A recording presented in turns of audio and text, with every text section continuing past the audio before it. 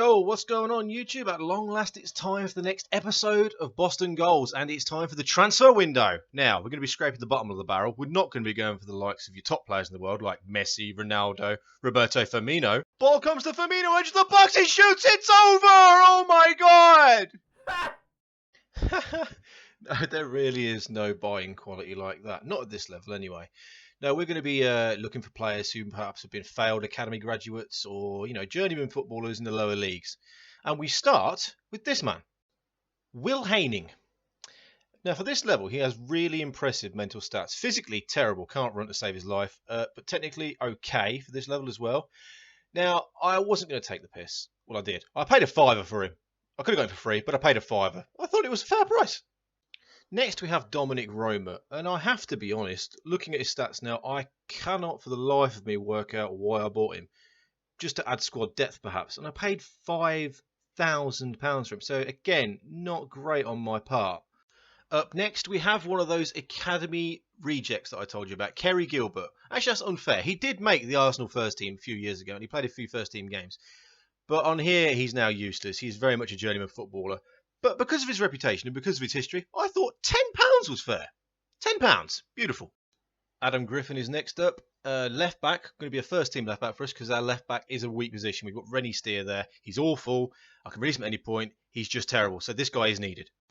Next up, we've got a lovely bit of business for James Lawrie. I highly recommend this player if you are starting a game at this level. He offers quite a lot in the attacking regions. He's creative. He can score a goal. Does quite well for me. I have to be honest, he does surprisingly well for me at the start of the season. So, yeah, look out for this one. This next one is not my best bit of recruitment. It's John Adams. He's a defensive midfielder. And what attracted me to him was not his boyish good looks. No. It was his passing. It's 12. So I thought, you can do something with that at this level. It could be all right. But it turns out he is actually just terrible. Up next, we've got Ricky Shakes, attacking midfielder / right midfielder, playing centre midfield as well. Just to add some experience and some decent quality there. You can see he's got a 4.5 star rating. He's not actually that good, but for this level, who cares? It's just depth. Here we have my new keeper. I got him in on trial first. He was obviously on a free, Miyabi. Needed a new keeper because Joel Dixon was on loan. Went back to his parent club, obviously. No idea who the hell that was. But this guy comes in. He's got better stats than Dixon had. Bigger league. Should do well for me. Hopefully he does. He's not great, but again, it's this level. I keep saying this level, but it is. It's a crap level, so who really cares? And here we have confirmation of all 8 of those deals that I did pre-opening of the window.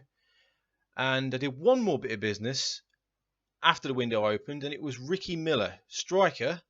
A player that I tried to get in a couple of times, but it was very tough negotiating with. As you can see, I had to offer him key player, and it took a while to negotiate with this guy. But eventually, we did get it to a point where he would agree terms. It turns out it was a great bit of business. He does offer a lot of goal-scoring potential for us, and it was really needed. So we have Boston announcing a profit after the first season. No real surprise there at this level. There he is. There's that catchphrase again. At this level. Well, there it is. At this level, again, if you make any decent progress, then odds are you will make a profit as long as your club is not in. Fans player of the season. There is no surprise. Dale Southwell, the wonder maker himself. The hero. The god of Boston. Quite surprised that Cal Piergiani got second. I thought he was quite poor for me. Terrible defender, really, and I will look to get rid of him at some point. Here's the team of the season with the formation that we started out with and used for the majority of the season, and I guess I'll probably be using it again for the majority of the next season because it did work pretty solidly for us.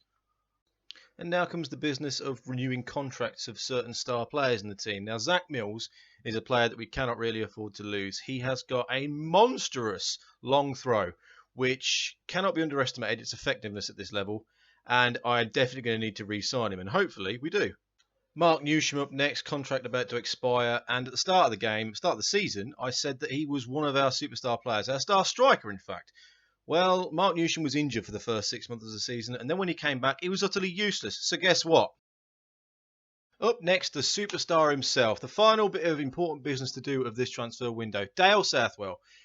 A must re-sign. He's the hero of the club. He's the best player we've got in terms of attacking-wise and goal-scoring, so he's got to sign. Well, that's it for this video. I hope you enjoyed it, and if you did, drop a like and subscribe.